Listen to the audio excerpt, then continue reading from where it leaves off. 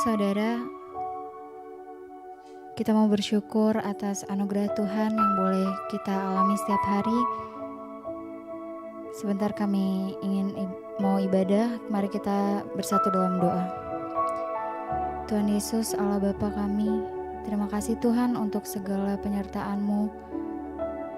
Kalau kami masih boleh mengalami berkat-berkat-Mu setiap harinya Tuhan, kami mengucap syukur Tuhan.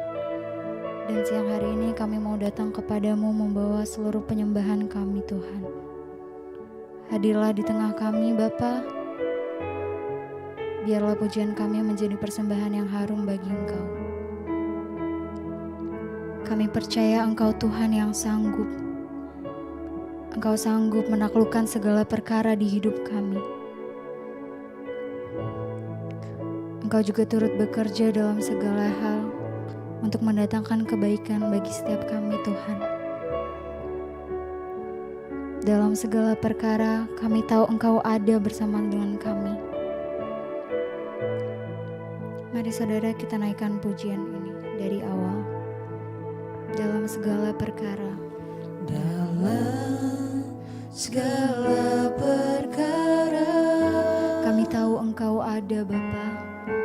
Ku tahu Kau ada. Engkau Tuhan selalu turut bekerja. Kau Tuhan selalu turut bekerja di sepanjang hidupku. Dalam segala perkara. Dalam segala perkara Kami tahu Engkau setia. Ku tahu Kau setia. Tangan-Mu yang selalu menyertai kami Tuhan. Engkau memulihkan setiap kami. Kau memulihkanku.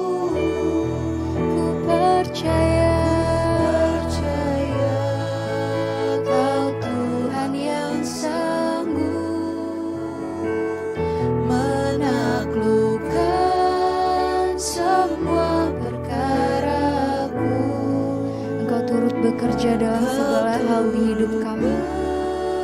Bekerja dalam segala hal bagi kebaikanku. Kami percaya Kau Tuhan yang mampu menaklukkan semua masalahku. Engkau yang turut bekerja Kau Tuhan. turut bekerja dalam segala hal bagi kebaikanku.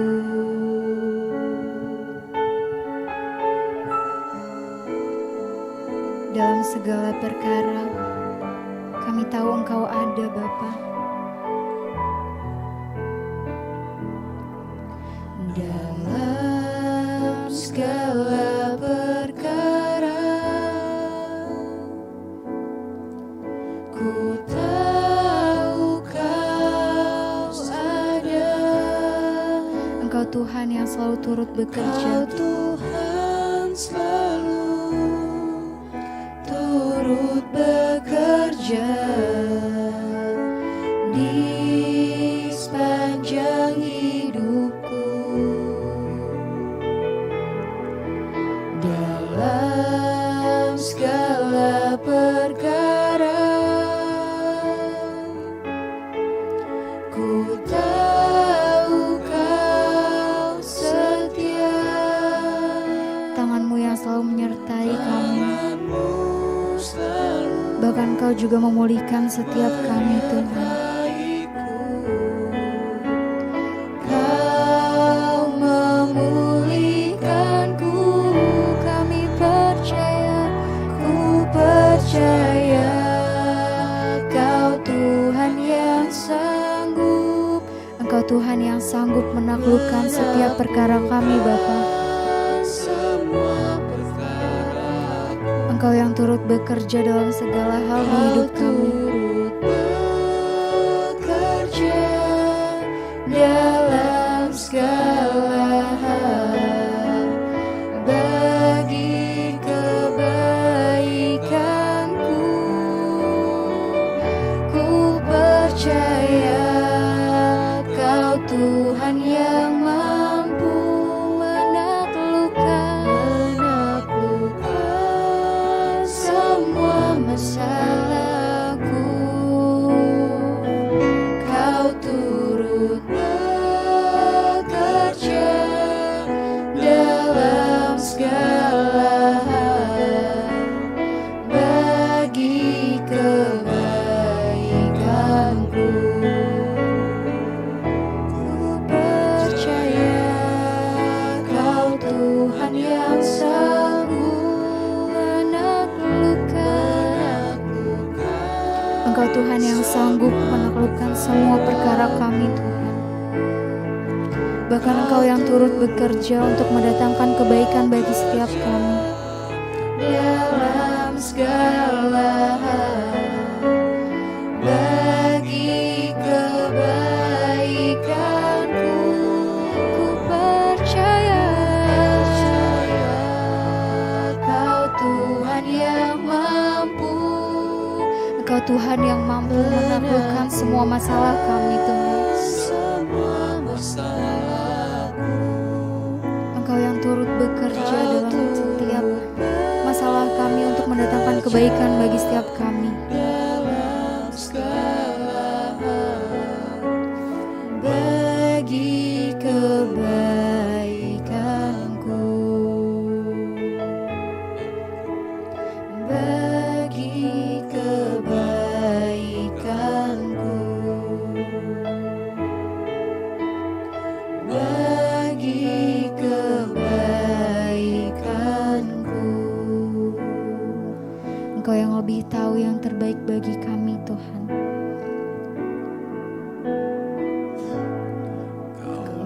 Lebih tahu yang terbaik bagiku. Engkau yang lebih sanggup pulihkan hidup kami. Sanggup pulihkan hidup. Kami mau berserah, kami mau percaya Tuhan. Berserah, ku percaya hanya Yesus penolong yang setia. Kau lebih tahu yang terbaik bagiku. Engkau lebih sanggup pulihkan hidup kami. Sanggup pulihkan hidupku. Kami mau berserah Ku berserah dan kami percaya hanya Engkau Yesus penolong kami yang setia. hanya Yesus penolong yang setia.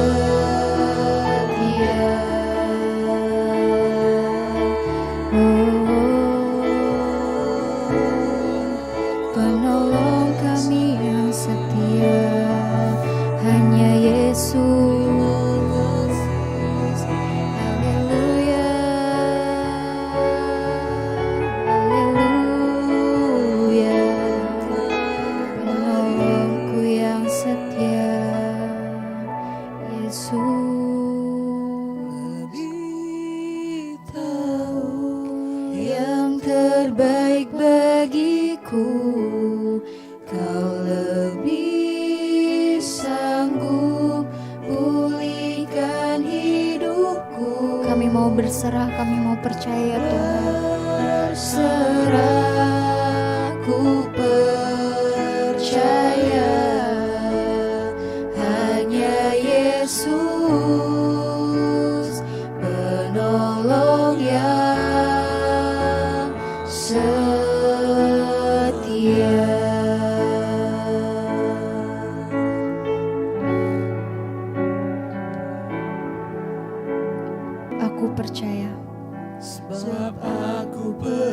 percaya, bukan karena melihat, namun karena firman-Mu yang selalu genapi di hidupku. Ku percaya, Kami percaya bukan karena melihat, namun karena firman-Mu yang tiada pernah berubah di hidup kami, Tuhan. tiada pernah berubah.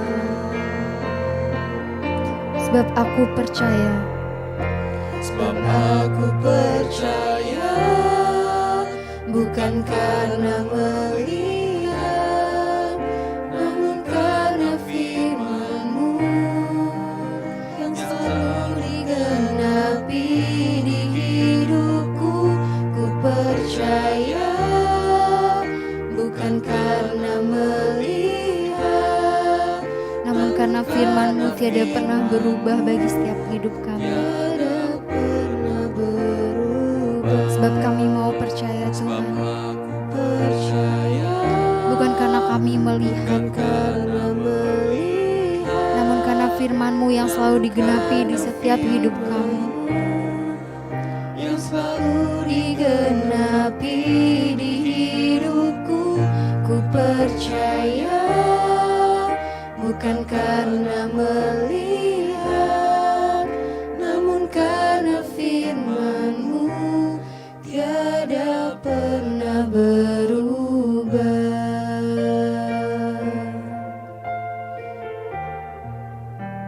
Bapak, kami mengucap syukur buat hari ini. Terima kasih Tuhan, Engkau masih izinkan kami beribadah di Sunday Online pada hari ini. Kami mengucap syukur, dan kalau sebentar kami akan mendengarkan firman Tuhan. Urapi hamba-Mu yang tidak ada apa-apanya, urapi setiap kami Tuhan, dan bawa kami untuk sungguh-sungguh mengerti dan mengenal isi hati Tuhan sehingga kami boleh hidup dalam perkenanan-Mu. Di dalam nama Tuhan kami Yesus Kristus, kami sambut firman Tuhan. Haleluya. Amin, amin, amin. Iya. Shalom Bapak Ibu yang terkasih. Saya percaya kita semua dalam keadaan baik, sehat dan luar biasa. Tetap di dalam pemeliharaan Tuhan. Baik, hari ini kita akan sama-sama belajar firman Tuhan. Kali ini firman Tuhan terambil dari Ibrani pasal yang ke-12 mulai ayat yang ke-18 ya. Ibrani pasal yang ke-12 ayat yang ke-18. Judul perikopnya di sana adalah tanggung jawab yang berat ya. Aduh, kalau mendengar kata tanggung jawab itu berarti ya satu kewajiban yang harus kita pegang di dalam mengikuti Yesus. Ada sebagian orang berpikir ikut Yesus itu enak, ikut Yesus itu santai-santai saja, ikut Yesus itu pokoknya sudah kita percaya, kita menjalani hidup begitu-begitu saja. Ternyata saudara, di dalam mengikut Tuhan ada tanggung jawab yang berat. Iya, kita akan baca apa sih tanggung jawab yang berat itu. Ibrani pasal yang ke-12 ya, kita akan lihat ayat yang ke-18 mulai. Firman Tuhan berkata begini, sebab kamu tidak datang kepada gunung yang dapat disentuh ya, dan api yang menyala-nyala, kata firman Tuhan. Kepada kekelaman, kegelapan dan angin badai. Ayat 19, kepada bunyi sangkakala dan bunyi suara yang membuat mereka yang mendengarnya memohon supaya jangan lagi berbicara kepada mereka. Ayat 20, sebab mereka tidak tahan mendengar perintah ini, bahkan jika binatang pun yang menyentuh gunung ia harus dilempari dengan batu. Ayat 21, dan sangat mengerikan pemandangan itu sehingga Musa berkata, aku sangat ketakutan dan sangat gemetar. Iya, saudara, kita ini tidak datang kepada gunung yang dapat disentuh dan api yang menyala-nyala, bahkan kepada kekelaman, kegelapan dan angin badai. Kita tahu bersama saudara bagaimana kita belajar tentang bangsa Israel. Mereka itu pada zaman dahulu kalau mencari Tuhan tuh harus naik ke gunung. Dan kita tahu Tuhan juga beberapa kali menampakkan diri itu di gunung. Kita ingat peristiwa Tuhan menampakkan diri di Sinai ya kepada Musa. Jadi gunung itu dulu identik dengan tempat penyembahan. Tuhan menampakkan diri di gunung ya, mungkin karena memang gunung itu tempat yang tinggi ya, dan di sanalah Musa ya diundang Tuhan untuk berjumpa dengan Tuhan. Bangsa Israel juga akhirnya melakukan penyembahan-penyembahan berhala. Ya, mereka melakukan penyembahan berhala di gunung-gunung. Mereka mencari bahkan menyembah dewa-dewa di sana. Ayat ini berkata saudara, kalau kita melihat di Ibrani pasal 12 ini, kalau saudara baca dari ayat yang pertama itu adalah bagaimana nasihat untuk kita ini bertekun di dalam iman saudara ya. Jadi di sini dikatakan kita ini sekarang udah tidak hidup lagi di zaman perjanjian lama. Seperti bangsa Israel dulu ya, kita ini sekarang tidak datang kepada gunung yang bisa disentuh. Ya, kita tidak datang dengan api yang menyala-nyala atau kegelapan dan angin badai. Seperti kita tahu bersama dalam perjanjian lama, Tuhan menampakkan diri dalam bentuk angin, dalam bentuk badai ya. Tapi di zaman perjanjian baru tidak lagi seperti itu. Tuhan tidak lagi dicari di gunung-gunung yang tinggi. Kita nggak datang kepada gunung yang bisa disentuh. Atau kepada bunyi sangkakala dan bunyi suara yang membuat mereka mendengarnya memohon supaya jangan lagi berbicara kepadanya. Sekarang ini kita tidak lagi, Tuhan tuh tidak lagi berbicara di dalam murka, ya dengan suara atau dengan bunyi yang menakutkan sehingga kita tahu bersama di zaman perjanjian lama. Orang tidak bisa menghampiri Allah dengan begitu saja. Karena Tuhan itu dulu begitu kudusnya luar biasa dan selalu kalau dia menampakkan diri, ya kemuliaannya itu begitu luar biasa sampai orang Israel itu menjadi takut. Kenapa? Karena manusia berdosa dan Allah itu begitu kudus. Tapi ayat ini berkata kita nggak lagi datang kepada gunung, Tuhan tidak lagi datang dengan kegelapan, angin badai atau bunyi sangkakala atau bunyi suara. Yang membuat kita hari-hari ini mungkin memohon supaya jangan dia berbicara lagi kepada mereka. Ya ayat 20 bilang sebab mereka tidak tahan mendengar perintah ini. Bahkan jika ada binatang pun yang menyentuh gunung ia harus dilempari dengan batu. Artinya apa?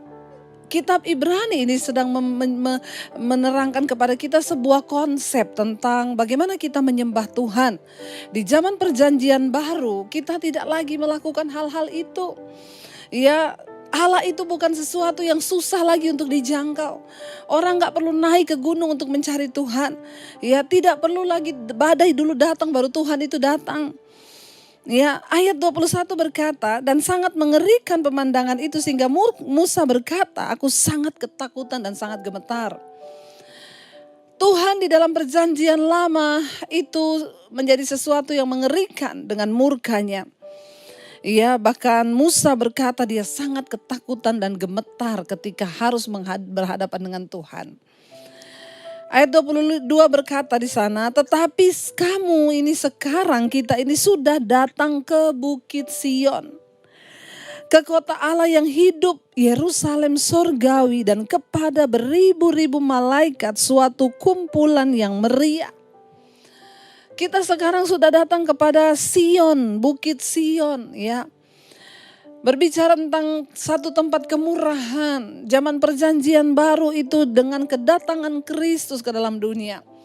Tabir pemisah antara Allah dan manusia itu sudah terbelah. Pengorbanan dan darah Kristus itu yang akhirnya menyatukan manusia dengan Allah. Atas dasar pengampunan dosa oleh darahnya yang kudus saudara. Kita sekarang datang kepada Bukit Sion, ya kota Allah yang hidup, Yerusalem di sini dikatakan ya, Yerusalem sorgawi, ya dan kepada beribu-ribu malaikat suatu kumpulan yang meriah. Ini adalah sebuah gambaran tentang kekristenan di zaman perjanjian baru. Orang Kristen itu bersatu dalam kumpulan yang meriah dengan sukacita saudara. Ayat 23 berkata, dan kepada jemaat anak sulung yang namanya terdaftar ya di sorga dan kepada Allah yang menghakimi semua orang dan kepada roh-roh orang-orang benar yang telah menjadi sempurna. Kita terus mengalami pembaharuan di dalam Kristus. Kita semua terus menuju kepada kesempurnaan Kristus. Ya karena itu saudara untuk masuk sorga itu tidak mudah. Jangan berpikir untuk ke sorga itu mudah. Maaf kita masuk ke istana negara aja sulit. Apalagi mau masuk sorga tidak semudah yang kita pikirkan. Ya kita berada di satu kumpulan ya. Kita berada di satu jemaat anak-anak sulung yang nama kita itu terdaftar di sorga kata firman Tuhan. Ya nama kita itu terdaftar ya di sorga. Karena itu saya selalu kalau berdoa saudara ya, di doa berkat selalu Tuhan, ya kami percaya bahwa nama kami tercatat di dalam kitab kehidupan dalam kerajaan Allah. Ayat yang ke-23 berkata, dan kepada jemaat anak sulung yang namanya terdaftar di sorga, dan kepada Allah yang menghakimi semua orang, dan kepada roh-roh orang benar yang telah menjadi sempurna. Ayat 24, dan kepada Yesus pengantara perjanjian baru, dan kepada darah pembercikan yang berbicara lebih kuat daripada darah Habel. Saudara yang terkasih, ya, kita hari-hari ini datang kepada Kristus, ya, Sang Imam perjanjian baru yang memperdamaikan kita dengan Allah Bapa. Kristus yang memperdamaikan kita dengan Tuhan. Hubungan yang tadinya rusak karena dosa. Manusia harusnya menerima penghukuman dan murka Allah. Tapi karena darah yang tercurah itu, kita setelah datang kepada Kristus, di sini dikatakan pengantara perjanjian baru, dan kepada darah pemercikan yang berbicara lebih kuat daripada darah Habel. Banyak orang yang datang bertanya kepada saya, berarti sekarang perjanjian lama itu udah gak dipakai lagi ya Bu? Tetap dipakai. Justru Yesus Kristus datang itu untuk menggenapi semua yang tertulis di dalam kitab Taurat. Ya, Yesus adalah penggenapan dari perjanjian lama itu, saudara. Kita telah datang kepada Kristus. Mari kita mulai mengubah konsep, ya, pemahaman tentang Tuhan. Bahwa ketika kita menerima Yesus, jalan kepada Allah itu terbuka lebar untuk kita datang secara pribadi. Makanya kenapa saya selalu berkata, jangan titip doa kepada pendeta. Saudara bisa datang secara pribadi kepada Tuhan. Saudara punya hak istimewa untuk berjumpa dengan Tuhan.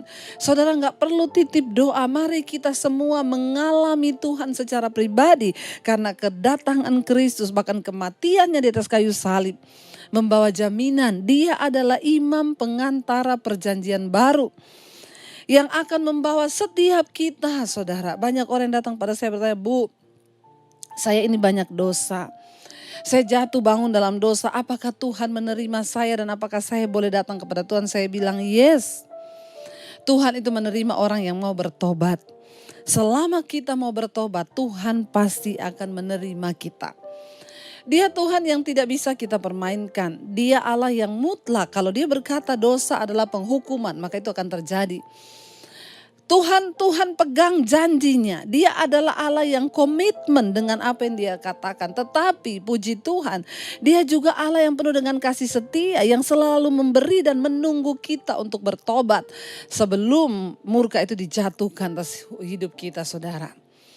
Ya, mungkin kalau kita membaca di perjanjian lama, orang-orang yang hidup dalam dosa itu langsung dihukum, langsung mati. Sekarang kita ada di zaman perjanjian baru di dalam kasih karunia. Justru kita harus lebih berhati-hati. Kenapa? Ada orang yang main-main dengan pelayanan. Ada orang-orang yang main-main dengan Tuhan. Sudah melayani Tuhan sebagai pengkhotbah, singers, WL, main musik, tapi selingkuh jalan terus. Ya, karena orang tidak menghormati kasih karunia Tuhan. Dan mereka berpikir buktinya saya selingkuh, hidup saya tetap diberkati. Saya selingkuh, buktinya pelayanan saya aman-aman aja. Hati-hati saudara, kita hidup di zaman perjanjian baru. Itu kasih karunia terbuka lebar bagi kita yang mau bertobat. Tapi ingat, dosa tetap dosa, penghukuman Tuhan tetap berlaku bagi mereka yang bermain-main dengan anugerah Tuhan. Kita datang kepada Kristus sebagai imam perantara perjanjian baru yang darahnya telah dicurahkan bagi saudara dan saya. Ayat yang ke-25. Jagalah supaya kamu jangan menolak Dia yang berfirman. Sebab jikalau mereka yang menolak Dia yang menyampaikan firman Allah di bumi tidak luput, apalagi kita, jika kita berpaling dari Dia yang berbicara dari sorga. Kita ada di hari-hari yang terakhir. Pergumulan, tekanan, persoalan terasa semakin berat hari-hari ini.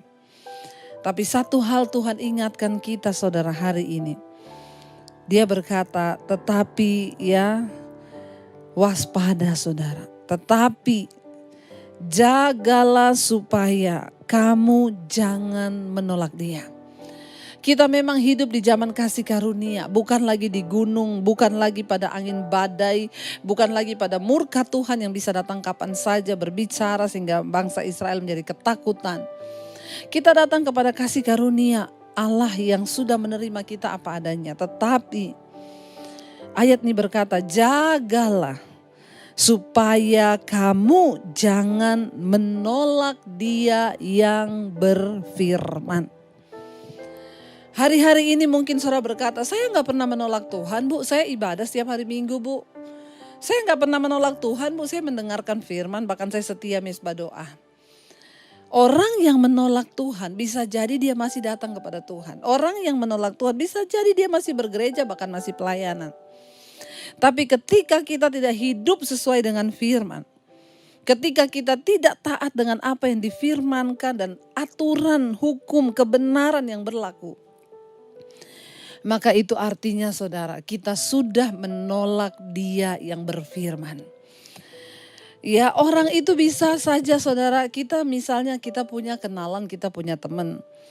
Bisa jadi kita di depan masih bisa ketawa-ketawa dengan dia ya ketika dia datang. Tapi ketika orang itu pergi kita bilang gak usah didengar apa yang dia ngomong. Ini kan berarti saudara sudah menolak dia, tapi saudara menerima dia. Ketika dia datang, boleh gak saya main ke rumah? Boleh. Padahal di hati saudara itu begitu dia pulang ngomong gak usah didengar apa yang dia omongin.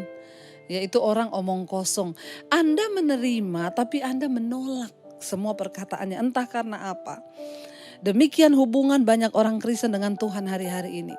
Terlalu banyak orang berkata aku menerima Yesus. Aku sudah menerima Tuhan.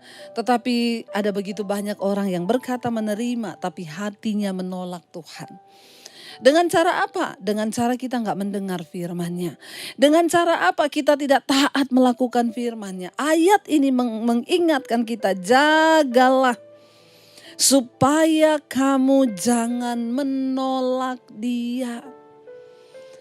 Supaya kamu jangan menolak Yesus yang menyampaikan firman Allah di bumi. Ya, di sini dikatakan supaya kamu jangan menolak Dia yang berfirman. Sebab jikalau mereka yang menolak Kristus yang menyampaikan firman Allah di bumi tidak luput, apalagi kita. Jika kita berpaling dari Dia yang berbicara dari sorga. Saudara, mari kita mau sungguh-sungguh hidup melekat dengan Tuhan. Mari kita mau sungguh-sungguh menjadi pelaku firman Tuhan. Mari kita menjadi orang Kristen yang bukan hanya menerima Dia, tapi juga menerima semua perkataan firman-Nya.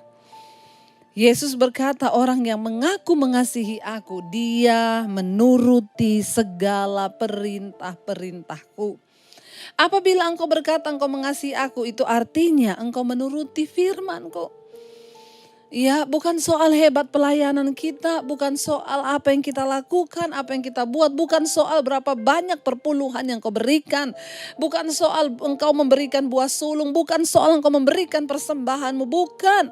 Tapi persoalannya, apakah engkau menjadi pelaku firman Tuhan?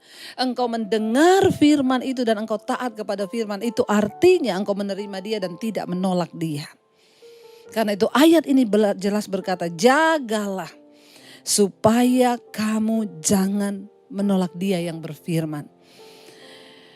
Ayat 26 berkata, waktu itu suaranya menggoncangkan bumi, tetapi sekarang Ia memberikan janji.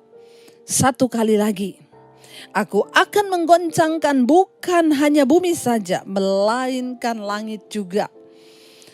Mengerikan sekali saudara kalau Tuhan berkata, satu kali lagi aku akan menggoncangkan bukan hanya bumi saja, melainkan langit juga.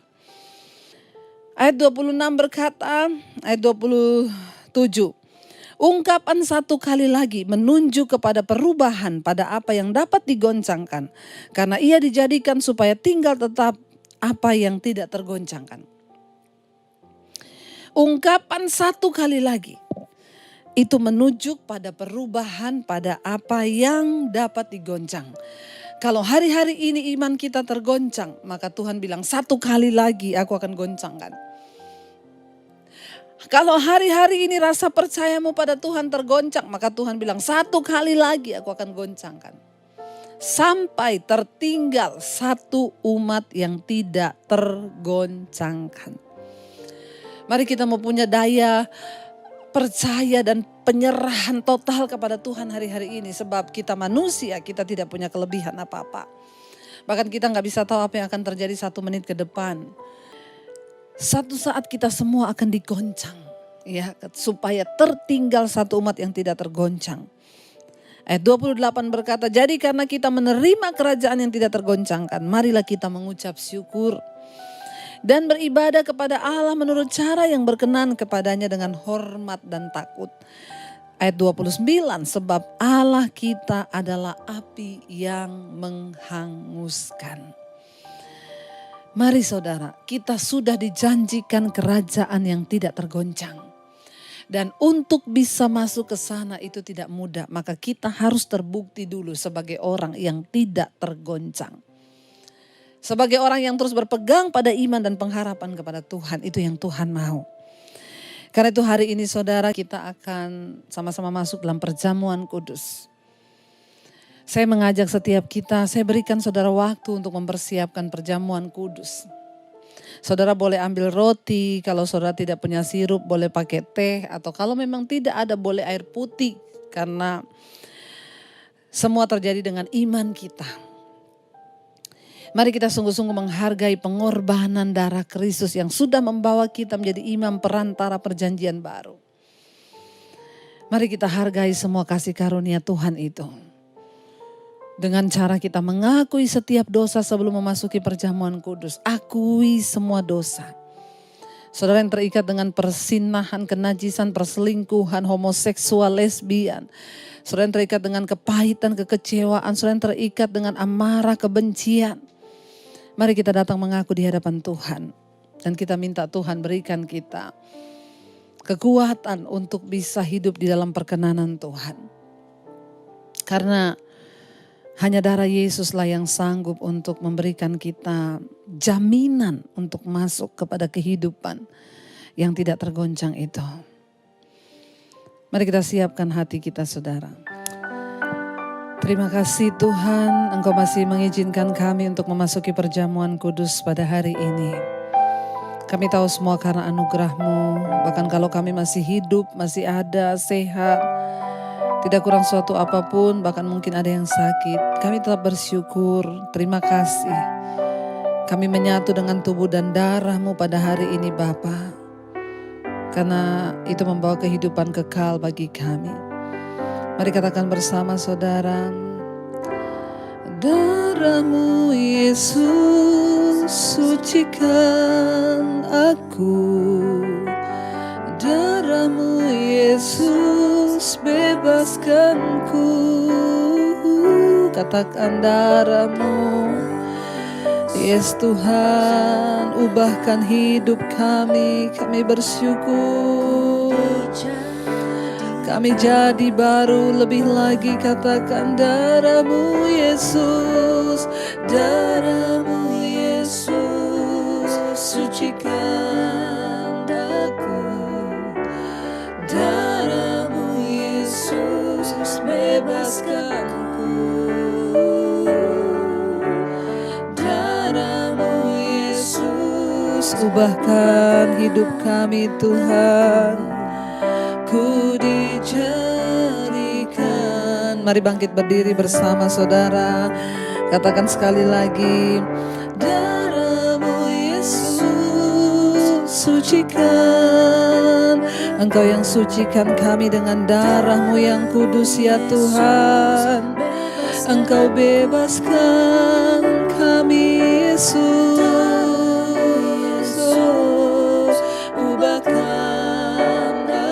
Kami dijadikan baru Tuhan. Amin. Mari kita renungkan setiap hidup kita di hadapan Tuhan. Kalau sekiranya ada dosa yang kita lakukan, mari kita minta ampun di hadapan Tuhan. Perjamuan kudus adalah sakramen yang dapat membawa berkat. Bahkan kalau kita salah melakukannya, akan membawa kutuk, sakit, penyakit, bahkan kematian, kata firman Tuhan.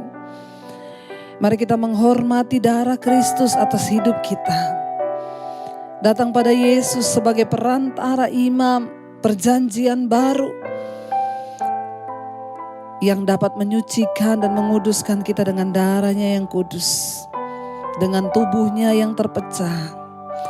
Kami mengakui segala pelanggaran kami baik dalam pikiran, perbuatan, hati kami, Tuhan sucikan dan kuduskan. Hari ini kami mau menerima perjamuan kudus-Mu yang akan membawa berkat dan kesembuhan dan mematahkan setiap kutuk atas hidup kami. Karena kami melakukannya dengan cara yang benar. Mari kita angkat roti tinggi di tangan kanan kita. Terima kasih Bapa buat tubuh-Mu yang tercabik bagi kami. Kami menyatu dengan tubuh-Mu lewat perjamuan kudus ini Bapa. Mari angkat tinggi roti ini. Bukankah roti yang kita pecah-pecahkan ini adalah persekutuan dengan tubuh Kristus? Amin. Di dalam nama Yesus, mari kita makan saudara, dalam nama Yesus. Terima kasih Bapak.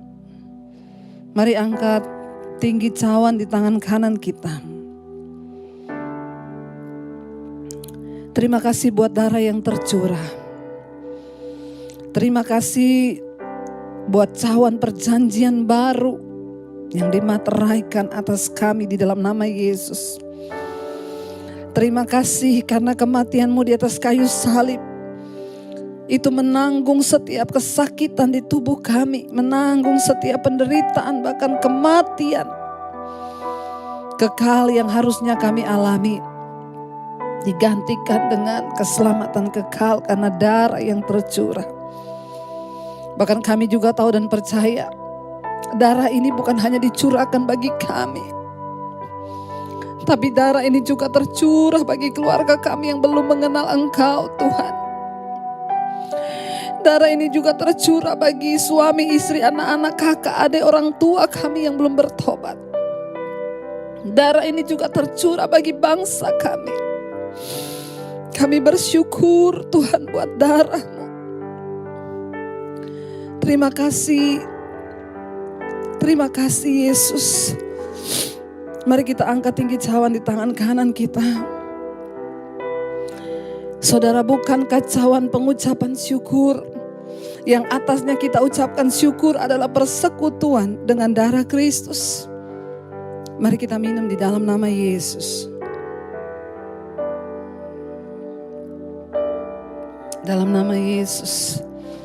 Terima kasih Tuhan. Terima kasih Bapa buat darah-Mu yang tercurah bagi kami anak-Mu, menyembuhkan, memulihkan, memberkati kami. Terima kasih Tuhan, terima kasih. Kami bersyukur Bapa buat darah-Mu Yesus. Darah-Mu Yesus sucikan aku. Katakan dengan iman. Darah-Mu Yesus bebaskan kami. Darah-Mu Yesus ubahkan kami, dijadikan baru. Sekali lagi katakan, darah-Mu Yesus. Darah-Mu Yesus sucikan. Amin. Darah-Mu yang bebaskan kami Tuhan. Yes Lord, darah-Mu Yesus ubahkan hidup kami Tuhan. Amin. Ku dijadikan baru. Kami bersyukur buat perjamuan hari ini. Kami dikuduskan. Yang sakit disembuhkan dalam nama Yesus. Yang berbeban berat Engkau berikan kelegaan. Yang terikat dengan kutuk dilepaskan dan Tuhan gantikan dengan berkat. Terima kasih buat keselamatan yang abadi yang Tuhan berikan buat kami.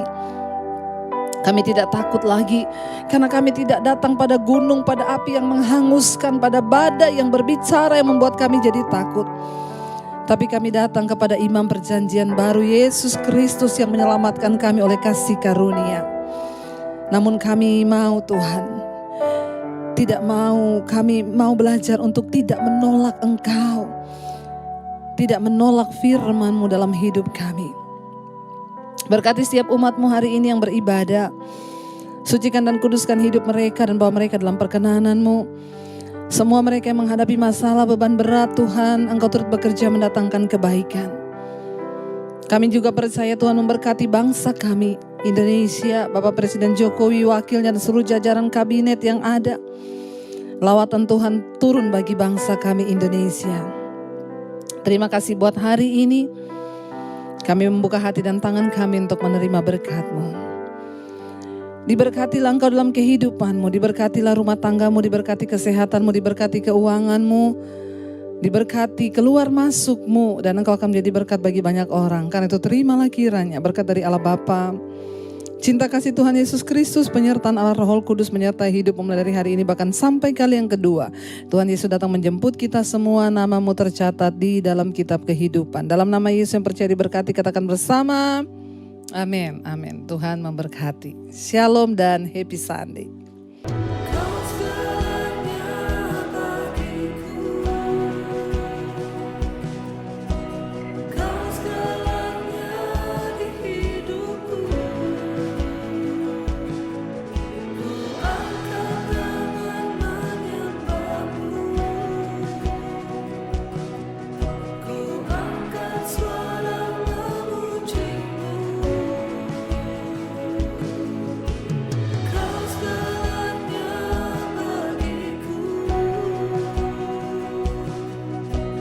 Kau